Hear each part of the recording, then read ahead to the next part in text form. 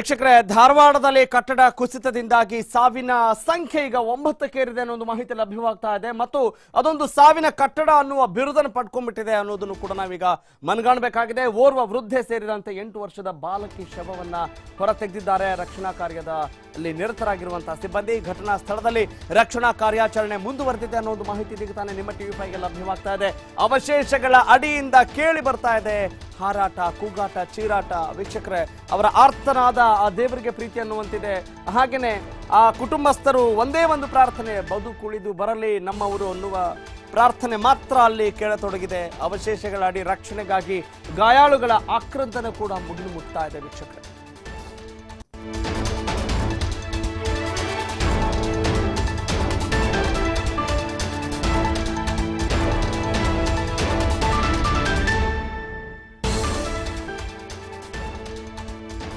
ವೀಕ್ಷಕರೇ, ಈಗಾಗಲೇ ಆ ಸಾವಿನ ಕಟ್ಟಡಕ್ಕೆ ಬಲಿಯಾದಂಥವರ ಸಂಖ್ಯೆ 9ಕ್ಕೆ ಏರಿಕೆಯಾಗಿದೆ. ಧಾರವಾಡದಿಂದ ಈ ಒಂದು ನ್ಯೂಸ್ ಅಪ್ಡೇಟ್ ಆಗ್ತಾ ಇದೆ. ಓರ್ವ ವೃದ್ಧೆ ಸೇರಿದಂತೆ 8 ವರ್ಷದ ಬಾಲಕಿ ಶವವನ್ನ ಇವತ್ತು ಹೊರತೆಗೆದಿದ್ದಾರೆ ರಕ್ಷಣಾ ಕಾರ್ಯದಲ್ಲಿ ನಿರತರಾಗಿರುವಂತಹ ಸಿಬ್ಬಂದಿ. ಘಟನಾ ಸ್ಥಳದಲ್ಲಿ ರಕ್ಷಣಾ ಕಾರ್ಯಾಚರಣೆ ಭರದಿಂದ ಸಾಗಿದೆ, ಮುಂದುವರೆದಿದೆ.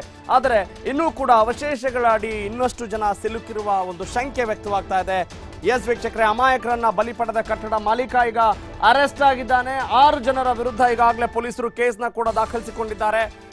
5 ಕಟ್ಟಡದ ಮಾಲೀಕರು ಹಾಗೂ ಓರ್ವ ಗುತ್ತಿಗೆದಾರನ ವಿರುದ್ಧ ಕೇಸ್ ಕೂಡ ದಾಖಲಾಗಿದೆ. ಕಟ್ಟಡ ಮಾಲೀಕ ಗಂಗಣ್ಣ ಸಿಂತ್ರೆ ಎಂಬಾತನ ಬಂಧನ ಆಗಿದೆ. ತಲೆಮರೆಸಿಕೊಂಡಿರುವ ಉಳಿದ ಮಾಲೀಕರಿಗಾಗಿ ಖಾಕಿ ಪಡೆ ಈಗಾಗಲೇ ಬಲೆ ಬೀಸಿದೆ. ರವಿ ಸಬರಾದ್, ಬಸವರಾಜ್ ನಿಗದಿ, ಮಹಾಬಲೇಶ್ವರ್ ಕರಬಗುಡ್ಡಿ, ರಾಜು ನಾಪತ್ತೆ ಆಗಿದ್ದಾರೆ ಅಂತ ಕೇಳಿಬಂದಿದೆ. ಧಾರವಾಡ ಉಪನಗರ ಠಾಣೆಯಲ್ಲಿ ಇದಕ್ಕೆ ಸಂಬಂಧಪಟ್ಟ ಹಾಗೆ ಕೇಸ್ ಕೂಡ ದಾಖಲಾಗಿದೆ.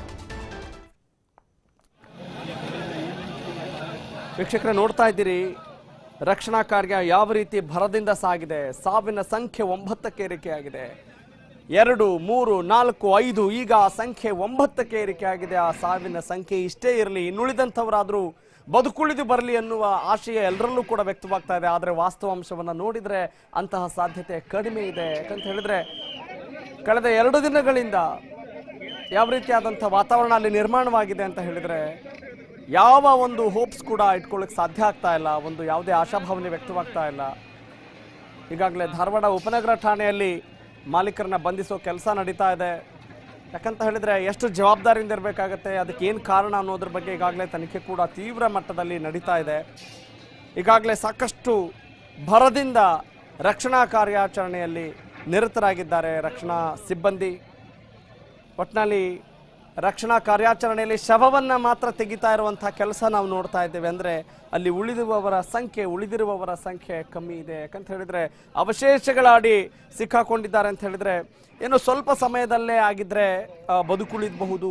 ಆದರೆ ಸಾಕಷ್ಟು ದಿನಗಳಿಂದ ಅವಶೇಷಗಳ ಅಡಿ ಸಿಕ್ಕಾಕೊಂಡಿದ್ದಾರೆ ಅಂತ ಹೇಳಿದ್ರೆ ನಾವು ಅಲ್ಲಿ ನಿರೀಕ್ಷೆ ಇಟ್ಕೊಳ್ಳೋದೇ ಕಷ್ಟ ಆಗುತ್ತೆ ಬದುಕುಳಿದಿದ್ದಾರೆ ಅಂತ ಹೇಳಿ. ಅಂತಹ ಒಂದು ಸಾಧ್ಯತೆಯನ್ನು ಕೂಡ ತಳ್ಳಿ ಹಾಕುವಂತಿಲ್ಲ. ಆದರೂ ಶವಗಳನ್ನು ಹೊರತೆಗೆಯೋದು ಒಂದು ವಿಚಾರ ಮತ್ತು ಆ ಕುಟುಂಬಸ್ಥರ ಆಕ್ರಂದನ ಮತ್ತೊಂದು ದೊಡ್ಡ ದುರಂತದ ವಿಚಾರ. ಯಾಕಂತ ಹೇಳಿದ್ರೆ ಅವರನ್ನು ಸಮಾಧಾನ ಮಾಡ್ಲಿಕ್ಕೆ ಆಗ್ತಾ ಇಲ್ಲ. ತಾವು ಕೂಡ ಒಂದು ನೋಡ್ತಾ ಇದ್ದೀರಿ ವೀಕ್ಷಕರೇ, ಒಂದು ಪುಟ್ಟ ಬಾಲಕಿ ಸಿಕ್ಕಾಕೊಂಡಿರೋದನ್ನ ಗಮನಿಸ್ತಾ ಇದ್ದೀರಿ.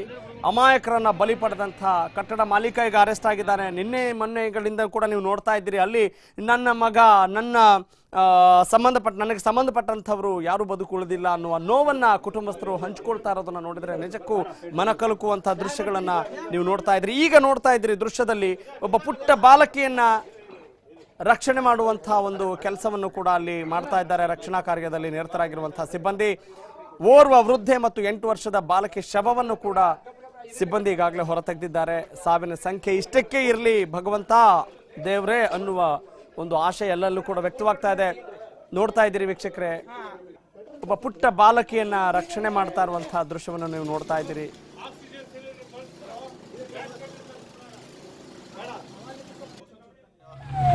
ಆಫೀಸ್ದಲ್ಲಿ ಹೋಗಿ ಕುಂತೀವಿ ಸರ್. ನಾವು ಹೋಗ್ದು ಕುಂತು ಇಮಿಡಿಯೇಟ್ಲಿ ಒಂದು 5 ರಿಂದ 10 ಮಿನಿಟ್ ಒಳಗೆ ಪೂರ ಸ್ಟಾಪ್ ಬಿದ್ದುಬಿಡ್ತೀರಿ ಸರ್.